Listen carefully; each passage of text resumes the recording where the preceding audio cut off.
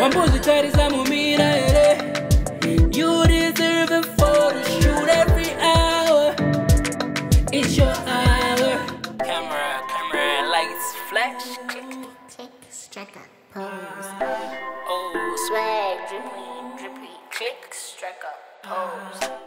Hi my loves, and welcome to a brand new episode of Her Hour. Shout out to our Rangers. Thank you for joining us. So basically in today's episode we will be continuing the influence series. If you haven't seen any of our episodes on the influence series, be sure to check out our YouTube channel for any of the other episodes. So today we are going to be having the conversation as usual, diving into different aspects of what influence means, and we are joined by a special guest. It was an amazing conversation. I think that you guys will really love it.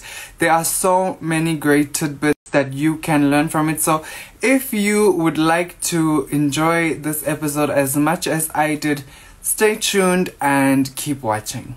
Click, strike up, pose. Okay guys, so as you can see, I am no longer by myself on the screen. I'm now joined by two other lovely persons, and obviously one of them is my amazing, special, talented, beautiful, the list goes on, co-host. And yeah, let me let her introduce herself. Hey everybody. Hey our Rangers. Yes. Thank you. My name is Vera, as you should already know if you are a true Our Ranger. Right, exactly. And then we are also joined by another special guest, someone who I actually got a chance to work with recently, like at the end of last year. An amazing woman, an empress, a queen. And yeah, let me let her introduce herself, because you know, here on Her Hour, we don't introduce our guests, they introduce themselves. Alrighty, where do I start? Hello everybody, salubonani linjani, mina ngiyaphila. Ibizo lami ngingu-Patience Phiri. My name is Patience Phiri, and I am a queen. I am an empress. I am coming to you from the royal city of endless blue skies, wide roads, clean water, wonderful people, royal nje,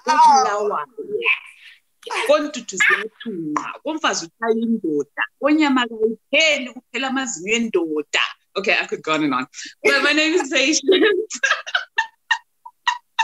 My name is Patience Phiri. And I am a proud mother to a champion. I am a happy person. I am a creative. I am a woman, and a very proud woman at that, despite everything that's going on. And most importantly, I am so happy to be here to join everybody else. And like, yay, let's do it. Thank you so much for coming on. We really appreciate having you here, because I honestly think that you're someone who has been leading conversations in your sphere of influence, and you know, it's such an honor to have you on. After me being on in your space, it's your turn to join and come and be in our space. But before we jump into the conversation, we are sponsored. Our drinks are sponsored by an amazing local brand called Kuva Beverages. And so if you guys feel like checking them out, their social media handles should be on the screen right now. So feel free to go and hit up their social media, hit them up, order some drinks, get yourself going this lockdown. We all know that this is like a really trying time. So take advantage of the situation, guys. I know that a lot of people are like, but isn't alcohol illegal right now? And I'm like, but isn't a lot of things illegal right now? But we still do them anyway. But anyway. So basically today, as I said, we're talking about influence. And so I want to just start off the conversation by asking an open-ended question. And the question is basically, what does influence mean to all of us? We can start with you, Queen, Empress. I was about to do my pick me, yes, me, yes. Okay. So, influence to me means having a form of power where you can direct energies. Is it in your family? Is it in your workspace? Is it in your community? Is it in your country? It has to be, you must have some power. And I think we all do. The difference being some people can tap into it and harness it and push it out, while some people pretend it's not there or they don't see it and they don't realize just how powerful they are. That's my thought on influence. I feel that. Vera, do you have any little tidbits on influence for us? Oh gosh, I feel like I've been giving this definition so much now. But yeah, I think I completely agree with you, Patience. And it's just you being able to get people to feel a certain type of way just from, your perspective of that thing. So for example, if I think that blue is the only color that should be worn by women, and then I actually get like quite a number of women to actually just be like, you know what? Vera is right. We shall only wear blue. And then it just happens. That's what influences. So yeah. Right. I completely feel you both. I feel like influence is understanding that there are a lot of people who enjoy the idea of having people to help them through their own thought processes. So there are a lot of people who are willing to allow people to influence or help them along their way in the decision-making processes. So I think an influencer is someone who is conscious of their power in playing sort of that role of connecting a person to what they want. The next question that I would love to ask you guys is along the lines of, there's a lot of people who have come into influence by nook or by crook. They made a plan. Like there are a lot of people who are like, I want that influence and I'm gonna get it. And there are a lot of people who, it just happened overnight. They just became like a viral sensation. Like, that girl who was like, meet me outside, how about that? She became an overnight sensation and people were like, oh my gosh, this girl, we're so obsessed with her, So the audience are a bunch of hoes. Yeah.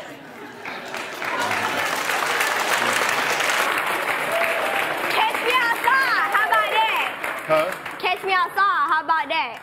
Catch you outside? So my question is, did you come into influence on purpose, or is it something that you happened to stumble upon?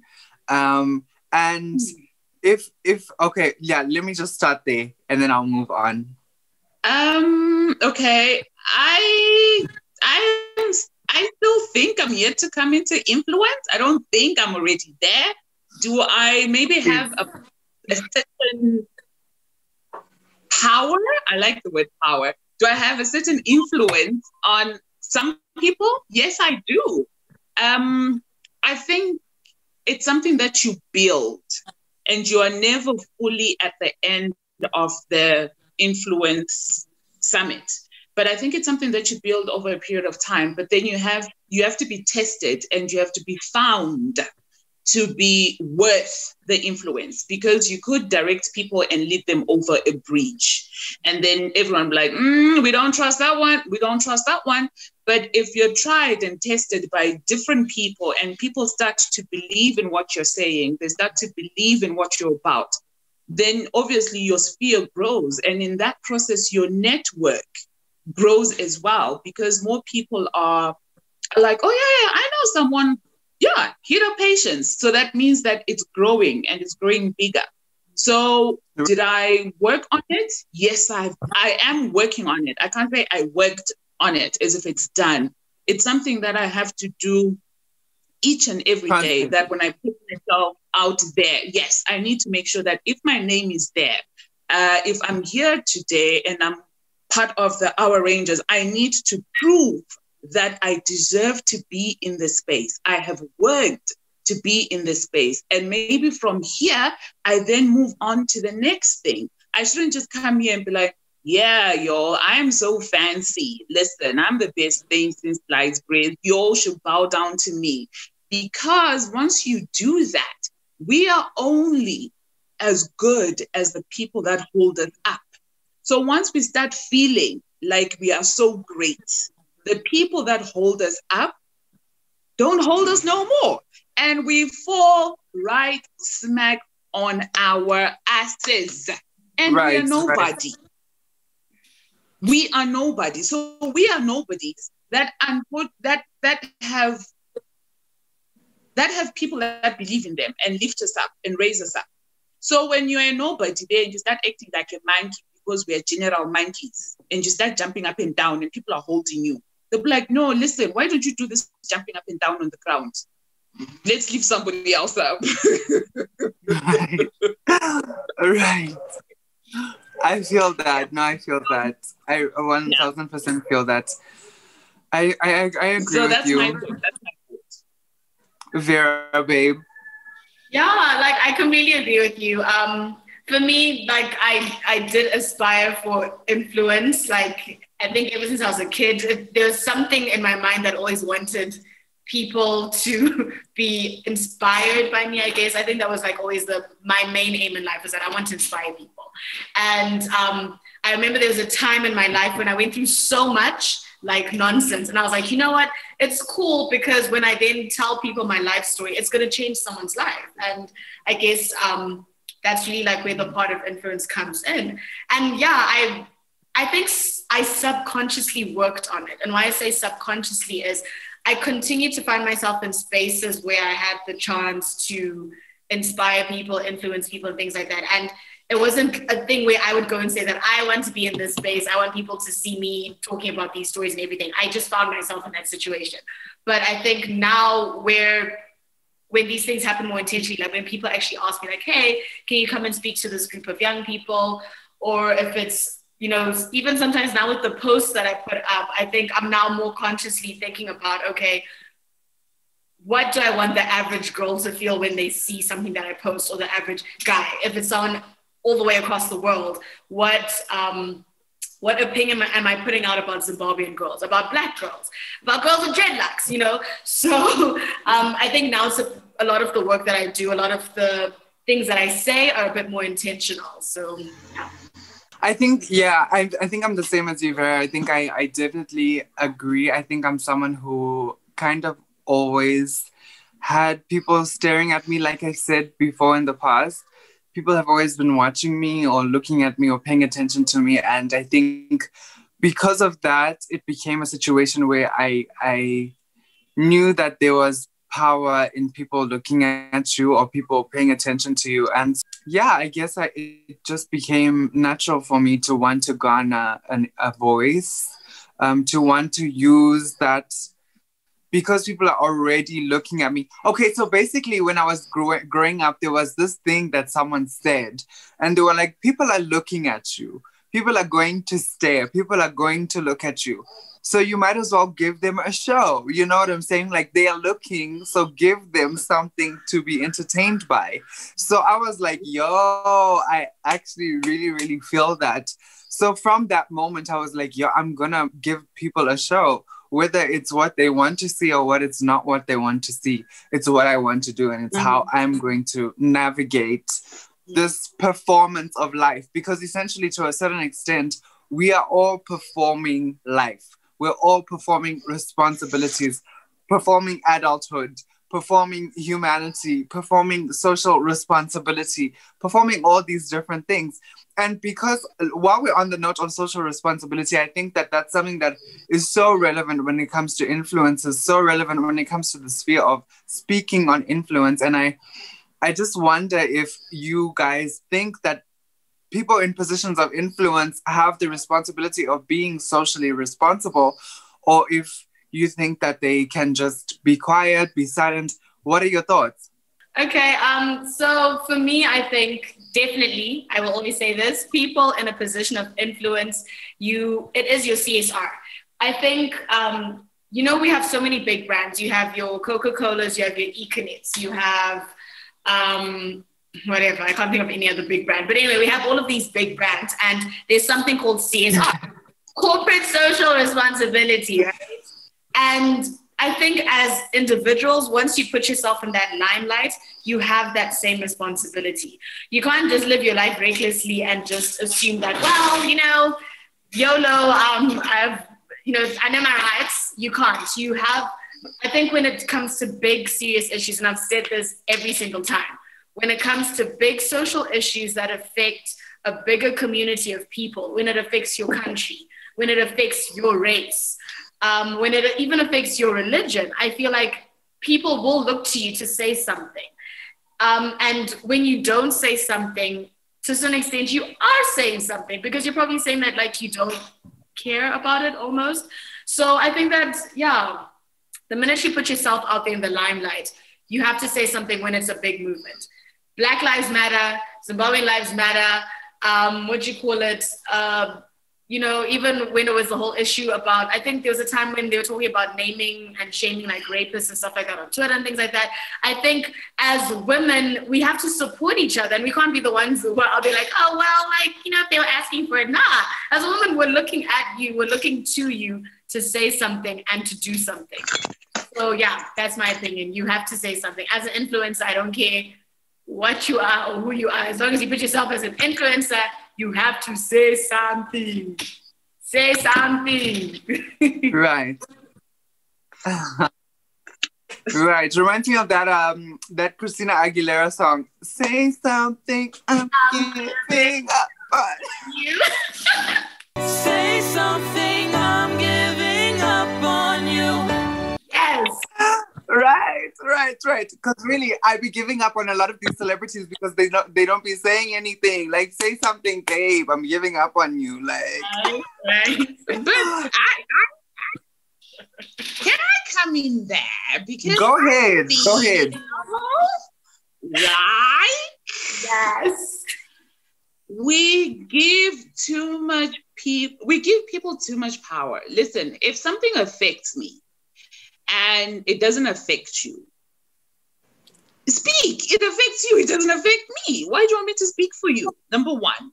Number two, I think at times we want people to Jesus for us and carry the cross when we know that we got the sins. But Jesus is as pure as snow. But we want him to be the one that is crucified there at Golgotha and is the thing it hammered into a thing. And we're the ones who are busy out here doing the most.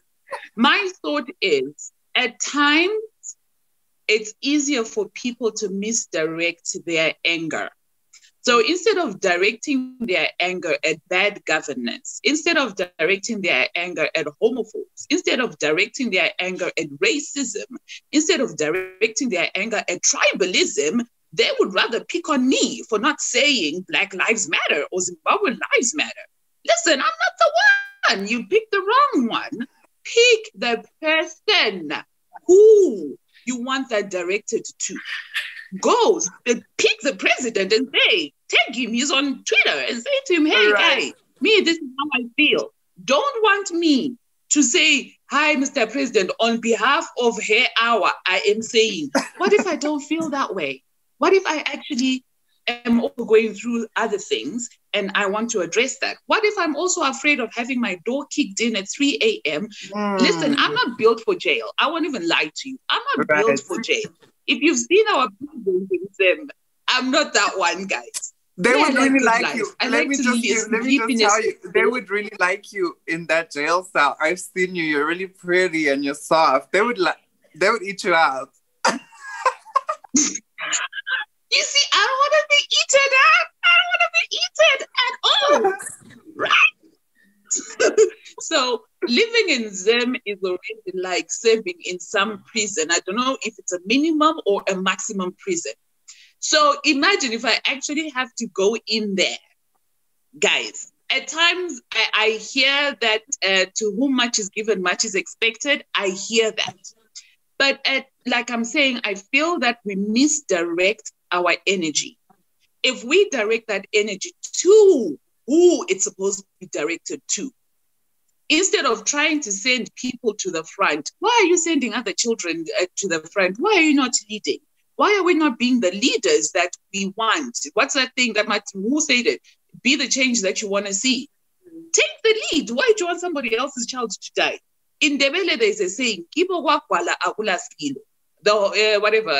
loose translation is, in the home of a coward, there's no funeral. Because listen, ain't nobody trying to die out of the street. Right. So my thing is, yes, I take social responsibility. I will speak out. Personally, I will speak out on social injustices, where women are concerned, where children are concerned, things like that. Politics, guys, politics is a dirty game. People are out here cashing in on this speaking out. While we're thinking they're speaking out for us, people are buying cars, people are buying houses. And you are busy here speaking, and nothing is coming for you beside the empama from the police guy, a jail sentence, and door kicked in, your landlord kicking you out because you are causing wara things and things like that. I choose what I speak about. Is it something that, aligns with my brand? Yes, where women's safety is concerned, against rape, against consent, against children, against healthcare, against all these things, I will speak out on. But where people are wanting to drag other people and are using other people to drag them, I'm not the one. If you have an issue with ZANU-PF or with MDC, all 65 of them, or with whoever else, darling, address them. Don't pull me to your party. I am not the one. If you want women to have a better chance in Zim, call me. I'm that one. You really dropped some poetic justice there. I haven't looked at it from that perspective. I think you're very right in saying that, you know, in the context, especially of an African country, like we can talk America, we can talk, you know, the UK, whatever. Those are first world countries where there are systems that work very well, or as well as they can, you know. But here, in an African context, speaking on politics, you know, we've seen how they've dealt with the Hopewells and the Fadzais, you know. They have dragged these people through the mud, through the justice system like dogs. They've treated them like literal criminals just for speaking up. You know what I'm saying? So I 1000% hear what you're saying when you say that, like, as much as we can say people owe it to the people where much is given, much is expected, you know. At the same time, a lot of these people did not sign up to be an activist, you know. They just signed up to speak, or to make music, or to do their shows, or to do whatever they do, you know. People didn't sign up to become political activists, to go and sit in the jail cell and represent 100,000 people. So I feel that. People that will forget about you when you're in prison, and then they move on to the next thing. They'll be busy doing a basket challenge. They'll be busy doing challenges, and you are there in prison saying, I'm speaking for the people. And people are busy turning on red lights on their filters. Right, and they forget about you. They really forget. We've seen it with Hopewell, guys. People are like, okay, Hopewell, babe, like, maybe you should just keep quiet now. And he's like, no, like, that's not what I'm doing. Like, y'all don't have to support me, but I know what I'm standing up for, you know? So I feel you 100%. People get over you in a second. We've been speaking about how the internet just chews you up and spits you out. And it's the same with these kinds of situations. People have moved on from Zim Lives Matter. And the people who really were speaking out are still suffering the consequences for speaking out. So yeah. I don't know, guys. Vera, sorry. I don't know, guys. I hear what you're saying, but I think when there's certain tipping points in movements, right? And I think when those tipping points happen, if you choose to be on the wrong side of that tipping point, I think it speaks a lot to your character. If you are, let's move it away from Zimbabwe, then we'll bring it back to Zim. If we are in America, there's the Black Lives Matter movement. There was a point last year when it was at its tipping point. Imagine if all the Black celebrities in America were just like, well, this isn't really a part of our brand. And like, if we go out into the streets and riot, we could get jump kicked by the popo in our faces. So we're just gonna keep quiet and just like hope for the best for the rest of y'all. You know, I think that would have like really messed up the movement. I think the encouragement of these celebrities saying, like them standing up. I know Kevin Hart did a video. I know Jamie Foxx also did videos. I know a lot of African-American celebrities that were like, now we were so for this, because at the end of the day, they understand that they're also affected by this police brutality and all of this stuff. At the end of the day, Kevin Hart can be driving his fancy ass car, driving down, I don't know, Hollywood Boulevard and get stopped by Popo because they think that he stole the car, as much as his face is everywhere. And we all know he's a celebrity. Same thing in Zim is that as much as we are they're celebrities and they're people who are making their money and living their best lives, we're still all, you know, victims of this messed up system. And I think last year, especially with the Zim Lives Matter movement, we got to that tipping point where with extra support from those, you know, those heavyweights, I call, you know, people of influence, the celebrities, the artists and whatever, those were our like heavyweight champs. And they could have come in with those last blows that actually would have made the government feel a certain type of way. So them being quiet, them undermining the movement was actually counterproductive, in my opinion. I just feel like when it comes to the point where it's a tipping point and you actually believe that movement, because at the end of the day, it's like what you said earlier, is that these celebrities, these influencers are nobodies. Now, if you don't want to support the people when they really need you to give back that support, then like, forget you then, Asha. We will not follow you. We'll not download your music. Don't be out here tagging saying, oh, new single out now, fam. We don't know you like that anymore. Yes, Patience. Go ahead. Okay. I have my hand up. I was raised right, so I'm going to have my hand up and say, Vera, I hear you. My issue about the internet is that it's not everybody who is tweeting that is being an activist. People do it so that they are constantly in the in the level, in the 1%, so that they look like people want to do it for love and likes. People are not being honest, right? If you ask these people that are busy tweeting these things, what is your lived reality? What is your experience? They will not tell you. What are you doing on the ground to make a change? There's nothing they will tell you. Are you a registered voter?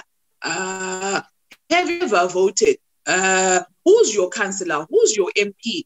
So then you think that without voting, what else are you doing? What's that? Faith without actions is a lie or something like that. And my issue is, I hear that. But my problem becomes when we pick and choose the battles that celebrities or influencers should come in. There's been so many cases in this, our very Zim. Me, I'm not talking Black Lives, America. I don't know America. I don't know which road leads me there, which toll gate, which what. I know nothing. I am talking about here in Zimbabwe. There's been many cases, Vera, where we've needed people to come together and push this government, tip it over, as you say, and people have not come through. So as and when it pleases some circles, people want everybody should ride it. When it doesn't please them, nobody's running. We had children that died that night, 7 or 9 children, babies that died in a maternity ward. For me, that is when the world, the country should have said, no, man, not on our watch. This should not happen, because those are just 9 little infants in one hospital. Imagine how many in rural hospitals are dying. That for me was a moment that we should have stood up and said, listen, enough is enough. As women are a majority in Zimbabwe. As women, we are saying we deserve better. We are the mothers, we are the sisters, we are giving birth to these people. Therefore, we want to make sure that women in Zimbabwe and in our time, on our watch, can go into a hospital and trust and believe they will deliver their baby and leave and go back home. We didn't. We tried, a few of us tried, and people were like, hey, what in, they canceled us, right? And you're like, really? Okay, we see you. What I'm getting from this, what I'm hearing is that we can't expect from people in position of influence. What I'm saying is that I think it's a lot to expect from people in positions of influence what we ourselves aren't willing to give, you know? Like if we as the population who make up these influencers, who give these people power, aren't able to rise above and say, yo, this is what I want to do. This is what I want to stand up for. Why then do we put these people in positions of influence as our beacons of society and say, yo, you need to speak on behalf of us because we have provided you with a platform, you know?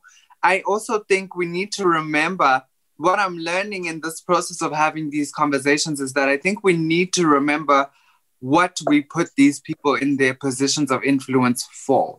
We put them there because they make great music, or they are amazing at cooking, or they have great, you know, presenting skills or emceeing skills, or, you know, they're great rappers. We did not put them there because of their political positions, their political standings, you know?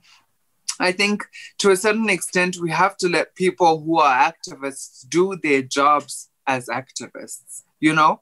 And we need to let people who are musicians do their jobs as musicians. I completely hear the other side of the argument, which says, you know, this is someone who has a platform. This is someone who has more reach than the average person. And so they are, you know, able to reach out to more people than you and I, you know. You know what? I don't know if you know what I'm saying, but I'm basically saying that there's two sides to this that I can see. I think we have to understand the perspectives in as much as we can say, yes, they should speak up. Yes, they what. The other side of it is there are so many uncalculated risks that are associated with making these statements, with, you know, speaking up. And I don't know, I think it's a lot to expect from someone. I think, as we said in a previous episode, it should come from a place of conviction. It shouldn't come from shaming. It should just happen naturally. If someone wants to speak on something, they should be empowered enough to use their own decision-making instincts and, you know, processes to want to answer and speak out or whatever. You know what I'm saying? Mm-hmm. So yeah, I don't know if there's anything more you want to say on that segment of this conversation before we move it forward, because I feel like we can talk about this forever. We can debate. Yeah. We can have a difference in opinions. But I think it's important for us to come to a certain consensus and say that, you know, maybe we can just agree to disagree, or maybe we have a lot to learn from each other in the future. I don't know. But I think that something we've all been able to see during this whole pandemic and this whole lockdown process is that a lot of celebrities seem to be out of touch with the reality that we're all facing right now in the world as it is, in the times of coronavirus. And so there have been a lot of cases where we've seen celebrities being totally out of touch. For example, at the beginning of lockdown last year in 2020, we saw celebrities all joining together and making this video of themselves singing and being like, oh yes, coronavirus is gonna end. Oh, stand together. Oh, love it. While they sit in their $1 million mansions and, you know, they don't really know the true effects of coronavirus and how it really is affecting people of being stuck at home. It's easy if you try. No hell below us. Above us only sky. Imagine all the people Living for today. Yeah. Imagine there's no countries, yeah. It isn't hard to do. Nothing to kill or die for. And no religion too. Imagine all the people living for today.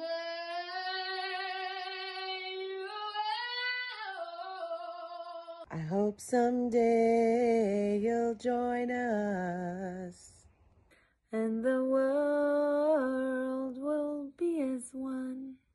Right, you know what I'm saying? Like people being stuck at home, they are losing jobs, they don't have money to pay rent. And then there's these celebrities who are singing like, oh, we can't wait to go back outside. We miss outside, but for now, stay inside. You know, like it was a bit out of touch. So my question is, what do you think that people in positions of influence can become out of touch? Do you think it's a symptom of having influence? Out of touch anyway. Or do you think that like becoming out of touch is like it's something that you allow to happen over time? I think, okay, I'm badly behaved because I think when people have power, we move out of the ghetto and we move to the leafy suburbs. We move from catching public transport and we start having German-made cars. We stop eating our chwala and maguru exactly that we used to eat with the multitudes, and we start going to eat sushi and warawara and be seen in fancy places because that is what people expect power to be. So in that process, we lose why people loved us because we miss out on conversations. It is in public transport. It is at the market areas. It is when you're walking down your Logich is being a location, your ghetto streets. It's at the shops. It's by the guy who's selling roasted mealies. Right. The guy who's selling, the granny who's selling chomolia, the person. Those are the conversations that we miss out because those are the people that are actually on the ground. So now we are sitting with our windows up, we are listening to whatever we are listening to. We are not listening to people. We are now just going past people and like, we don't even see them. We're not offering nobody lift. We're not doing nothing. So now we are out of touch. And we then go forward and say, these are the people that we are representing. How are you representing people that you're not having conversations with? How are you representing an area that you don't live in? How are you even having the backbone to raise conversations that you don't know about? When people talk about we don't have water, you've got 55 Jojo tanks, you've got a borehole, you've got a wara. When people are talking about not having homes and being worried about landlords, you've got 55 houses, you live in a bedroom that has 25 rooms and wara. When people are talking about how this lockdown, as necessary as it is, it's affecting their livelihoods. Because remember that in Zimbabwe, it's all SMEs. So if people can't sell their tomatoes on the streets, if people can't come into town, even those guys that recycle, if they can't come into town and pick up their plastic bottles to recycle, if people can't come in and set up their little, mpezanamo things, you can't relate. Because you're at home, you're working from home, you're on Zoom with Vera and Jordan, and you're like doing the thing. Listen, you are sipping on drinks, you are planning for the weekend, you're going to have a fry, your life is perfect. How do you relate and say, I am for the people? What people are you for? The ones in your house, the ones in your leafy suburb. What people are you for? So when I think about that, I think about the problem then becomes, I take it back to us, the people. We put our power in people that don't deserve it. We vote in people that don't give a fuck about us at all. All they want, all they see is an opportunity to get ahead. And once they are there, listen, ain't nobody coming for you, honey. Ain't nobody. All this opposition, for me, opposition, ruling party, it's the same thing. It's the same slice of bread. Just depends which side. All of them live in leafy suburbs. Which opposition leader do you know that lives in Budiriro? Which one do you know that lives in Makukova? None of them. Listen, fam. Which one? Oh, this photocard is too much. Have you seen your opposition people? Have you seen your MPs in parliament there when they are demanding per DMs? Hey, our tablets don't catch the Wi-Fi. But you are coming from a neighborhood where people don't have water. You are not saying anything. You're coming from a neighborhood where young girls are missing school because they don't have sanitary wear. But you're coming from a neighborhood where children are being raped because there are no street lights. No, it's just this highlights. I don't like this highlights. I want the next one. Really? So for me, I think, one, we don't have leaders that have us at all, which is why I believe that we have to be our own heroes. Nobody is coming for us. The moment those people, I don't know, maybe it's the dinners or maybe it's living in leafy suburbs and waking up and seeing birds flying and palm trees and green lawn. People forget us, fam. People are just getting ahead. No one is fighting for you. People are getting paid. I go back to that whole Keshism. That's what they call it, because there's no one who's an activist. The true activists are still in the dusty roads. The true activists are locked up in prisons and nobody knows their names. The true activists have no time to tweet hashtag. The true activists are changing lives each and every day. Those are the real influencers. What we are doing this year, I'm an influencer because I've got 55 people that follow me. That is vanity, and that is selfishness, and that is the generation, unfortunately, that we belong to. The true hard workers are breaking their backs still in the dusty areas, still suffering, still struggling, and still making changes on the ground, not on the internet. Oh, girl! You know what? You've just come through with such a humbling piece of that was just a chunk of like good food for thought, good food for the mind. For real though, like the whole idea of like social media influences based on vanity. And I love that you brought that up. Like, if you really, really, really, really, really want to make an impact, it's working with people in their everyday lives, working with the people who are most affected, So I love that. I love that. You really spoke some truth there. I love that. Thank you. Yeah, I completely agree with you. And I think also to a certain extent, these revolutionists and these, like what you're saying, like these leaders and whatever, they started off in the ghetto or in these communities that they're now representing. And I think sometimes to a certain extent, it's not that they don't know. I think they don't want to know it anymore because I've made it for myself. So if we're out here doing this on Zoom, like Jordan and I can start off this her hour thing, and then something will blow off for Jordan and she'll be like, well, I don't know her hour anymore with their cheap ass budget. And like, she'll move on to her life. She'll forget about, oh no, but we were trying to do a whole movement or whatever. But because she's fine, like her own thing is sorted. And I think humans inherently are selfish. And that's why not everyone is an activist. Not everyone is a humanitarian.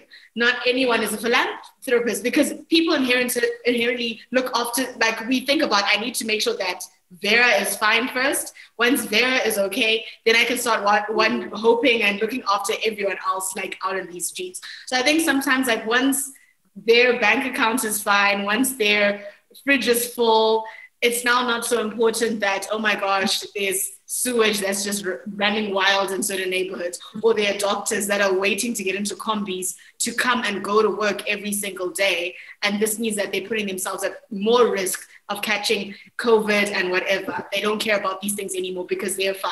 They're sitting comfortably in their MLs and in their Benzes and in their Hiluxes that aren't in the right color, as you rightfully said. And those beautiful V8, guys, those beautiful V8s. Listen, those Land Cruisers, me also, I want. Listen. Yes. I don't know. I don't know if you have finished your thought, Vera. No, I had, yeah. All right. Okay. So what I wanted to say is that I think to basically just like tie everything together, I think one thing we can see in humanity and in human nature is that people are like so driven to self-preserve. People just want to be like, self-preservation is such a big part of being a human being, to the point where like, if you have this cause that you're running for, once it starts paying the bills and once you start feeling like, oh, the comfortable life, you forget. And you're like, oh, well, you know what? Those people can figure it out. I did my job. I did my part. I put them on. So now they must do the rest of the work. You know what I'm saying? Like, that's what a lot of people are like. It's this entitlement of, I've done my part. I'm tired now and someone else must do it. It's always someone else. We're very like, oh, somebody will do it. Somebody else will pick up the slack. Somebody, it's never I should do it. I will be the one to go and pick up the slack. I will be the one to push the boundaries or continue to push the conversation, even when I have the money. You know, you would think that people who were pushing these agendas, once they had the money, would put their money back into funding these initiatives. You know what I'm saying? But that's not the case. It always goes back into, oh, you know, I need to get my eyebrows microbladed. Oh, my hairline is falling out. I'm going to go and get it, you know, enhanced. Oh, my nose. Or, oh, I need to buy a car. Or, oh, we don't have a swimming pool. And summer in Zimbabwe is really hot. So let's get ourselves a swimming pool. You know, it becomes rich people problems, not everyday people problems like, oh, there's no water. We're like, we have so much water that we're going to install a swimming pool. You know what I'm saying? Like, are you kidding me? You know, so that's how a lot of people end up putting themselves in places where they speak on something or they think that they have the smarts to speak on something and they end up getting canceled. You know what I'm saying? Like they find themselves in a position where people are like, you know what, girl, next time you should have just shut up because I don't know what you're talking about. You clearly don't know what you're talking about.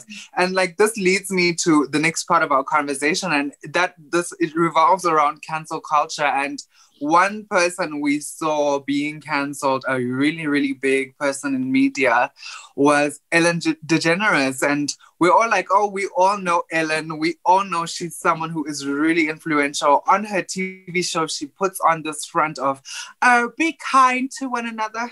Oh, love each other. What? Giving people hundreds of thousands of dollars, $10,000, you know. That's the front that she puts on TV. That's her media personality.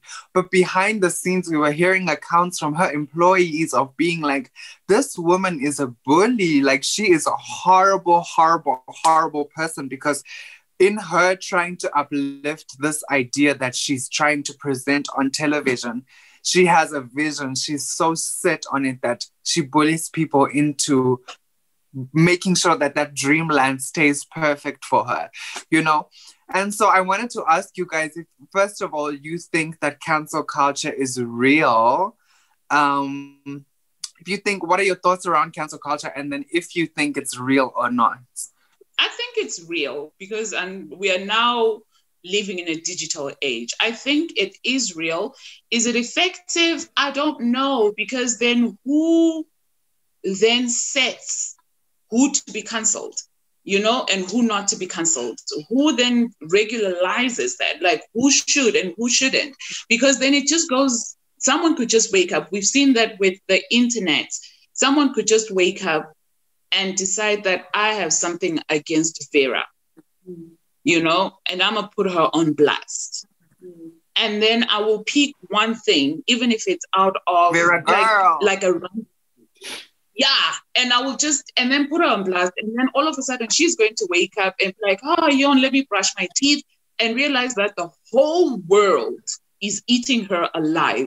And there's no way once we do that where she can come back and say, actually, guys, the story is, but we've canceled her. And the internet never forgets. So when she goes forward and she wants to do other things, they will always remember her as Vera off. Yeah. You know, oh, that Vera. Oh, we now know people say tape. We now know these things. We know, you know, and I think we need to call people out.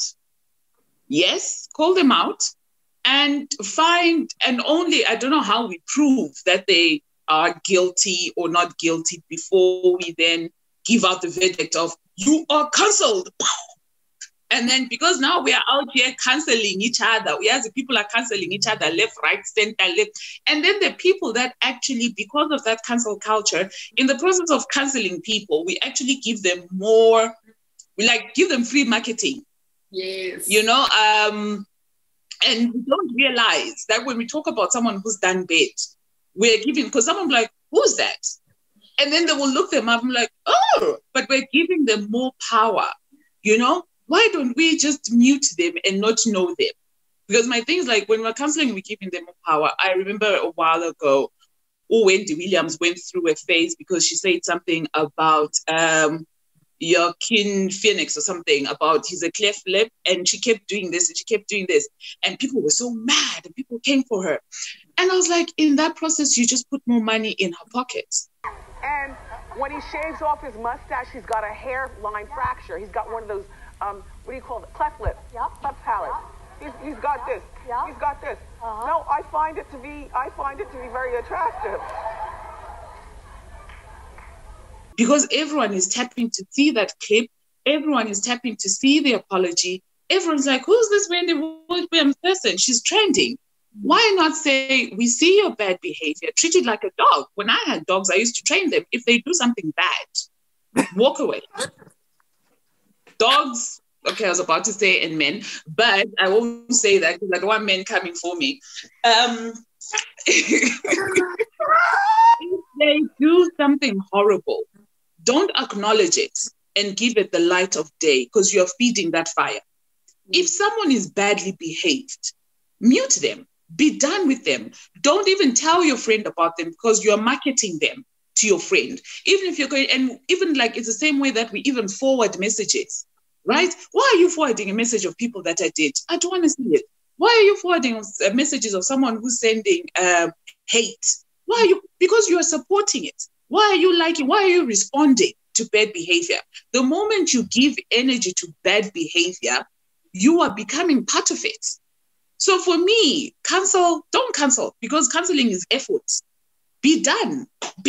Walk away and be like, I'm not the one. You picked the wrong one. I'm not this one. You're badly behaved. I'm not giving you any moment of my time. I'm just going to pretend like you don't exist. You are nothing. I don't see you. You are invisible. I won't greet you. I won't play your music. I won't see you. Like, I will walk past you. It's like, Patience, it's Vera. And I'll be like, did someone hear noise? Oh, okay, must be the wind. Love that. No, Vera, babe. Yeah, that's so true. I completely agree with you. Especially like what you're saying about people, when you see a scandal and then you share the scandal with someone else, you're basically promoting this person. And what people don't realize is the more popular someone gets, when someone starts trending, if it's a situation where it's like #VeraGate, everyone's going to be looking for this Vera item. And I'm going to go to Econet and I'll be like, best believe I'm going to go to Econet. I'll be like, so I now have 100,000 followers, even though they all hate me, but I'll be like, give me a product. I will talk about it. These people are now putting money into my pocket. I always say bad news spreads faster than good news, and we need to change that. So instead of us, going on and on and on about Ellen, who's been a rubbish person, why don't we talk about that young kid that did the poem at, the inauguration, who broke world records? Whatever. Let's spread her story. Let's put her on a higher platform because she's actually doing something good. And yeah, cancel culture. I just think that it like what you're saying is that who's regulating it? Because there's nothing that stops a personal vendetta from getting someone cancelled. I met you years ago, Patience, and now imagine if maybe you didn't hear me say hi and then you walked past me and I'm like, you know what, that Patience girl she's horrible, she's a horrible person, everyone loves her. And then I go on Twitter, Patience Phiri is a horrible person, she ignores people, she has no respect for Black girls. Then now everyone is hating on Patience, and then maybe other people have had experience. And they're done. Yeah, and then you're done. You're cancelled, just like that, for my personal experience with you. And I feel like that's why, cancel culture for me, it's very redundant, it's very toxic, it's very dangerous because there's no one who's regulating, there's no one who controls it. And when you have a free, I don't know how to word it, but like when you just have this like free governing and free persecution kind of situation, it can only end bad. There's no way for it to be a good thing. It can only end badly. So yeah, that's just my 2 cents. I completely agree with both of you. I think that it doesn't exist. I think I'm very clear on my position. It's not real. I don't think cancel culture is a real thing. It's just like a word that we like to put onto, like we live in the world of categorization and, labeling things. And so I think that it's just another label for when someone is going through it, the internet is dragging them through the mud. And I think if they have a good PR team, or if, a lot of what I've noticed is that a lot of celebrities, they just keep quiet. And then it blows over like it does with the internet. The internet is that kind of a place. People will get over it. They may not forget, but they'll get over it. And so, yeah, I think it's just another thing. It's a phase. It's a phase kind of thing. It's not a phase that the world is going through. I think that it's going to go on for as long as we have, phones and social media, and we, are so connected as we are. And I think that it's a sad thing. Like Patience said, it helps people to grow their bank accounts, to get people that follow them, people who agree with them. Let me tell you something about the world that we live in. There is always, always, always someone that stands on the side of the contrary. And so if they see a lot of people standing and speaking on something, they will always say, actually, I don't agree with you. I want to be the opposite of that. There are a lot of people who believe in being the antithesis or being a contrarian. And so they will always have people to support them. So yeah, I think, go ahead. One quick one. I will share something with you that was profound for me about learning when I say that ignore it and pretend it doesn't happen. Many years ago, when Oprah was still doing her show, she talks about it when she's doing her 25 years, blah, blah, blah, blah thing. She says that she was doing the most. If you used to watch her shows when she still had the big hair and the two-piece agiwan, wara things, she used to bring on the Ku Klux Klan. She used to bring on racists. She used to bring on homophobes. She used to bring on like all this strange. It was like a Jerry Springer of note, right? And she says that she used to give these people a chance because in her thinking, she was chasing the rates and she was talking about things that things that were happening. And she says she had an aha moment when she realized that she was actually giving a stage and a powerful platform to such negativity. Because through her show, the clan was growing. Through her show, racism was growing. Through her show, homophobes were growing. Through her show, all these people were finding an outlet. And they were like, oh, that makes sense. And then that's when she says she decided to cut it. It meant that her ratings would go down. But she was like, I realized that I want to use my platform for positivity. And I will only showcase feel-good stories, positive stuff, nothing bad, because not on my watch. So I wish we could all do that, what Vera is saying. Let's promote the good and like not even give the darkness any time of day. Love that. Love that. So we have been speaking on influence this for the past few minutes. I won't say a few because I'm saying a few because I want to, it's mind tricks. I'm trying to keep you here with us, even though it hasn't been a few minutes, obviously, but it's just been a few minutes. Stay with us, So the next part of this conversation is, here on Her Hour, I've said, maybe 16 times in the past 5 seconds. So here on Her Hour, we like to be solutions-based. Instead of just complaining, yapping, there always has to be something that we can take home or something that we feel like could potentially help people as much as the conversation can help shape people's perspectives, opinions, views. We need to be very explicit about giving out good advice. And so the next part of this conversation is basically, I just want to ask you both if there is anything that you could give to anyone who is starting out in this world of influence, anyone who wants to have a voice, anyone who is finding themselves in a position of influence who doesn't know what to do with it, or, you know, someone who is like, yo, I'm watching her hour and I'm like, yo, I want to be like Miss Patience, you know? What advice would you give to them? Don't run. Don't do it. It's a trap. It's a trap.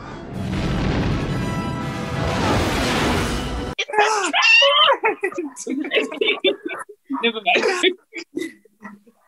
I would say, first thing first, you need to have an honest and serious conversation with yourself, because only then will you know what it is that you're passionate about.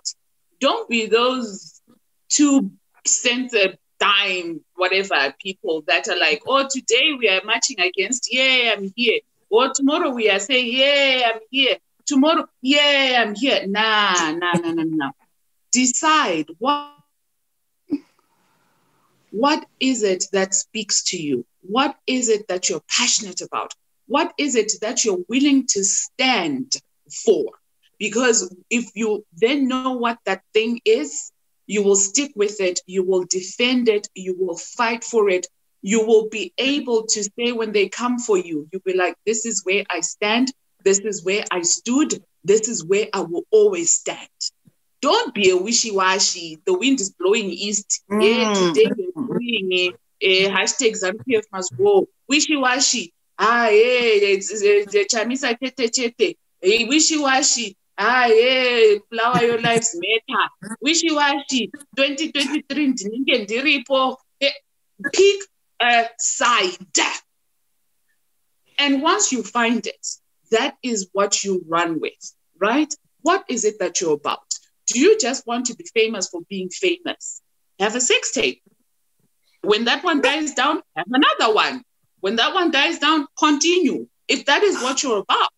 If you want to do makeup, do the best makeup ever. And not expensive stuff. Try and figure out who are your friends, because if your friends don't believe in your grind, friend, know that there's a problem. If your friends are just like, yeah, sure, yeah, we got you. It's either your grind is shit or your friends are shit. So you need to now check. Are your friends watching your show? Are your friends saying, oh, friend, you do the best makeup, please make me up? Are your friends subscribing and believing in your dream? If they are not, question, is it the friends or is it the hustle? Then make the cut. If it's the hustle that's shit, cut it out, move on to the next thing. If it's the friends that are shit, cut them out and move on to the next thing. But don't just enjoy, you know? So find out what is it. And then be strong about it. Be driven about it. Remember, it won't happen overnight. Listen, I have been on Instagram for I don't know how long. I think if I've even clocked 3,000 followers, it's a miracle. My son is bloody 21. My son will put up a stupid picture and from nowhere you will have 1,000 likes. And I'm like, you're nobody. Like, who are you? And I'm like, no, we grew up. But then think about it. He's grown up in high school. They already had social media. So already there's kids at school. And then he's got rugby, wara, so other schools. And then he's got girls' schools because girls will be girls and boys will be girls. And then they know each other. Now he's at varsity. Already just from those four that I'm mentioning, he's tapped into figures that I wish I had. And I have to now pay $5 to promote a piggy and I'm not that one. I'm like, nah, fam, it's okay. I ain't got $5 that's going that direction. But you need to know that it's a lot of hard work. It's a lot of sweat. It's a lot of no's. It's a lot of tears. If you're like me, it's a lot of tears because I get frustrated when I don't get what I want and I think I deserve it. Me too. It's a lot of praying. Me too. It's a lot of praying. It's a lot of trusting. It's a lot of networking and praying that you network with people that believe in your dream, with people that will push you, with people that will open doors for you. So it's a lot of work. It's a lot of sleepless nights because you're trying to come up with the right concept. You're trying to come up with the right English because English is not my mother. For me personally, English, listen, it dies, it finishes. But then I have to come up with the paper when I'm writing and I'm saying Magamba. Magamba is like, write it in English. English manji. Okay, so now I have to move my mind from Debele thinking to English, but also make it sound like it's fancy, and put nice words of student companion in there and things like that so that it works. It's a lot, but there'll be a lot of no's. No's would be for me, no's have broken me. And for some people, I guess they become so much that they forget that it is character building. It is in the no that you need to find your strength. Because at times it's not at this time, or not this one is not for you, or go back, grow, be better, do better. We know you can do better. For me, the no's, as painful as they are, have been what fire is to gold, have been what fire is to diamonds. They've refined me. They've made me want it even more. They make me want to go out because people are like, listen, you're not exactly what we're looking for because you're like that. I don't know what that is. But I'm like, no, I need to work harder so that those people that are like, you're like that, you're not what we're looking for, can watch me doing it for other people, getting paid by other people that want this, right? While you're sitting there thinking, yeah, I'm doing doesn't matter, blah, blah, blah, blah, blah. Remember, those that need to know you, those that need to hear you will know you, and they will hear you, and they will hire you. You are sold, honey. I keep saying it. You are sold, honey. Salt is not for everyone. You won't find every Tom, Dick, and Harry dipping into a salt shaker and kumaring. I don't know what kumaring in English. Like I said, English is not my mother. Not everyone's going to be, it's salt, it's salt. No, baby. But everyone does that to sugar. Don't be sugar. Don't be loved by everyone. Be for people who have an expensive palate. Be for people that understand what flavor and taste is. So it will be hard. It's hard being salt. As important as it is, we all forget about it. We don't put it on our shopping list. We don't think about it. We don't. But we can't eat without it. You know? So if this is what you want to do, it will be hard. But if you put your everything into it, it's worth it. It is worth it. It is fun. If you meet amazing people, I've met amazing people. I've met Vera. Like I keep saying, Vera and I met many years ago. And it's so fun and interesting that when we look back on our journey, when we met Vera, think about it, the people that we met then, the circles, how others are now directors of this, how Vera is sitting on a leather chair, I'm sitting on the floor. How people are doing amazing things, but that is a network. That is what networks are. Networks are what you need to invest in. So if you want to be an influencer, pull up your panties, tie your shoes, tuck in your tears, do it. Don't do it because you think I want to explore. Don't like, I'm not so sure, maybe, but I kind of, do it. And it's something that you have to wake up each morning and say, I am doing this. You won't get paid. You won't wara. No one will appreciate you. You won't win awards. Nobody will know your name, but you will know what you've done. So if you're going to do it good. If you're thinking about it, don't do it. I have nothing to add, nothing to add, for real. nothing to subtract. I feel like you just dropped the mic right there. That's all I gotta say. Right.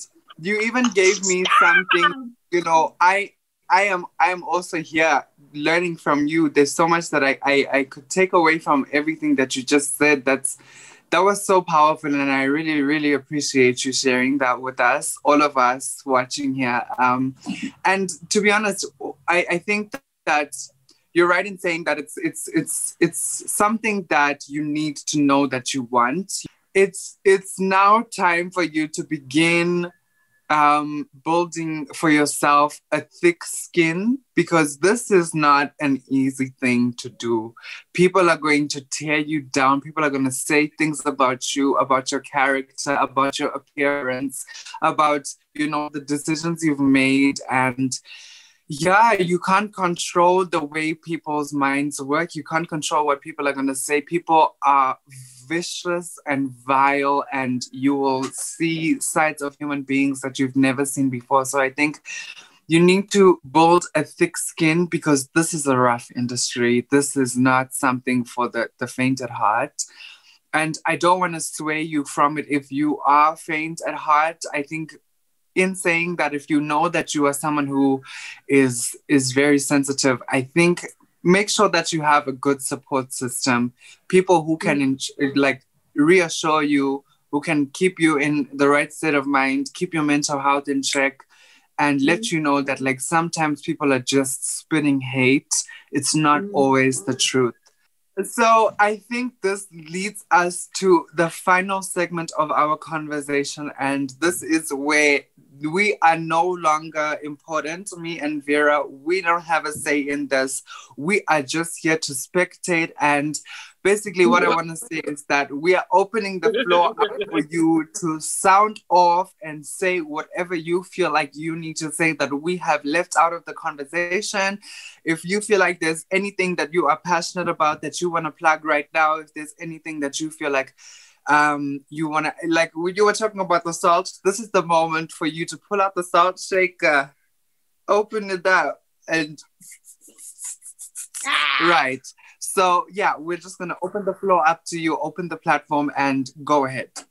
First things first, I want to say that to the women, whatever happens in this world, remember, first things first, that you are a queen.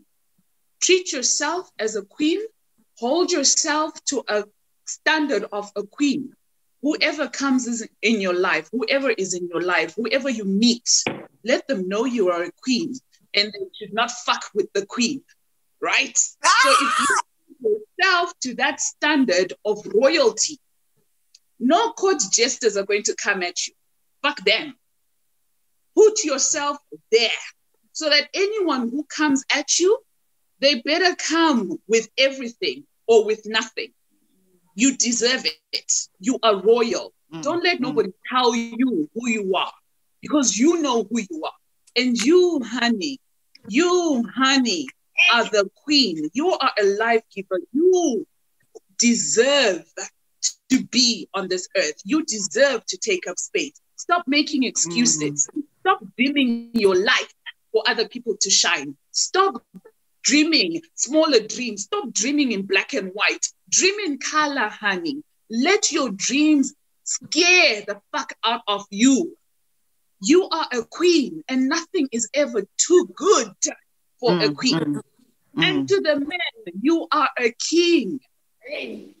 And a king treats people with love, with respect. They honor people. A king is measured by the people around them. Are they safe? Are they provided for? Are they healthy? Are they loved? Do they feel safe around you?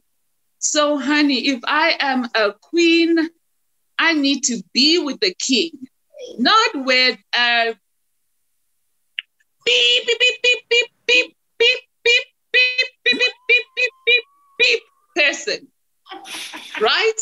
So I am a proud feminist, but I will say this. I can only be a queen in a land that has men that know they are kings. I can only be a woman in a world that knows that they are men. And men can only be men if they know that they're living in a world with women. And kings can only be kings if they know that they are queens. Enough fighting, enough back and forth. Let's move forward together. Leave nobody behind. Let us change, because, and this one is special for Black and brown people, We are royalty. We are not ugly. We are not jay. No, fam. We are not the devil. We are the queens. We are the ones that have built this globe. So let us always remember, we are beautiful. We are worthy. We are enough. We deserve not just some of it. Nah, we deserve it all the good things. So if you're listening and you're an Hour Ranger, you are precious. You are worth whatever you are. You deserve to do it all. Like, listen, everything. Don't do some of it because, no, don't dim your light. If they can't handle your shine, they don't deserve you, honey. Keep walking. Those that deserve you, those that will even make you shine even brighter are there waiting in the wings. Don't settle for bullshit. You are not bullshit. You are royalty. So rise, rise, rise and take your space on this earth. That's it. That's it. Thank you, thank you, thank you, thank you, thank you, thank you so much for everything, not just that, everything that you brought to this episode. I think this has truly, honestly been such a humbling experience. I think I'm speaking for myself. I don't know about Vera, but for me personally, it's definitely been such a humbling experience. You brought so many gems to the conversation and you've changed my perspective on a lot of things that I had thought that were set in my mind, you know? And so I really appreciate it. I really want to say thank you so much for coming on and being a part of this conversation and being a guest on our show and sharing yourself with the Hour Rangers and us. Shout out to Vera for being such an amazing, amazing co-host. And so if you guys want to check out Patience Phiri, her social media handles are on the screen right now, or they have been, and so you can just click on that, hit up her socials, hit up her, hit her up if you want to do business with her. Don't even hesitate to hit up her DMs and say, yo, we want to work with you, we want to collaborate. This is the time to be working with different people. This is the time to be listening to new voices. If you haven't heard people's voices, pay attention, guys, because you never know where you are going to get your next great piece of advice. Like myself, I came into this conversation knowing we were going to have a great conversation, but I didn't really think that I would walk away with it packed with so much. I'm like, are you kidding me? Are you kidding me? Are you kidding me? You are amazing, Patience. I really, really appreciate you. And so, yeah, feel free to subscribe to our channel. If you are new here, if you want to be a new Hour Ranger, you are always welcome to our family. We are a growing family. Every day there is someone new joining us. And so we would love to have you be a part of our little family, which is growing. We will eventually be a big family if that's what you're interested in. So hit us up, hit the comment section, leave a few emojis, leave us a heart emoji for Patience, leave a crown. Actually, if you've seen, I'm stealing this from another YouTuber that I've seen, but if you've seen this whole video, please leave a crown in the comment section so that we know you watched it up to this point. And so, yeah, like, comment, subscribe, share with your friends, share with your family, and just something to leave you guys with at the end of this episode is that in the theme song of the season 2, our title sequence, there's a line that says, every hour is your hour. And I need you to understand the gravity of that. Thank you so much for joining us, guys. And we will see you on the next one. Love you. Bye.